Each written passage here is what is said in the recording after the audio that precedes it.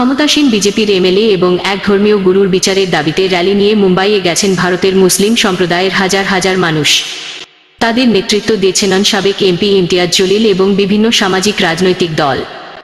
সোমবার সন্ধ্যায় কয়েক গাড়িতে করে ছত্রপতি সম্ভাজিনগর থেকে রওনা দেন তারা। এসব গাড়িতে থাকা প্রায় 12,000 মুসলিম ওই দিন সন্ধ্যায় মুম্বাই টোল প্লাজায় পৌঁছান বলে জানিয়েছে সংবাদমাধ্যম টাইমস অব ইন্ডিয়া। তারা বিজেপি এমএলএ নীতেশ রানে এবং ধর্মগুরু রামগিরি মহারাজের ঘৃণামূলক বক্তব্যের বিচার চাইতে র্যালি করেছেন। রামগিরি মহারাজ ইসলাম ধর্ম এবং মহানবীকে নিয়ে কটূক্তি করেছেন। অপরদিকে নীতেশ রানে তাকে আশকারা দিয়েছেন। তবে মুম্বাইয়ের মুলুন্দ টোল প্লাজায় মুসলিমদের র্যালিটিকে আটকে দেওয়া হয়। ওই সময় বিভাগীয় কালেক্টর এবং অন্যান্য প্রতিনিধিদের কাছে নিজেদের দাবি দাওয়া তুলে ধরেন তারা। ত্রিরঙ্গ সম্বোধন সমাবেশ নামের এই র্যালি শুরু হয় সম্ভাজিনগরে।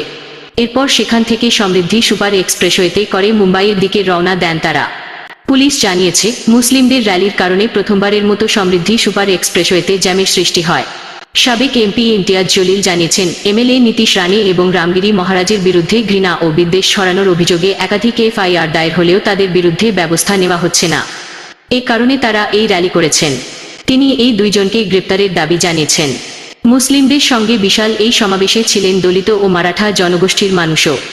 তবে সমাবেশ মুম্বাইয়ের মূল শহরে ঢুকে পড়লে বিপদ হতে পারে এই আশঙ্কায় প্রবেশমুখে ব্যারিকেড দেয় পুলিশ। এছাড়া সব ধরনের গাড়ি চলাচল বন্ধ করে দেয়। এরপর র্যালির নেতৃত্বে থাকা ব্যক্তিরা সরকারি কর্মকর্তাদের তাদের দাবি দাওয়া প্রদান করেন।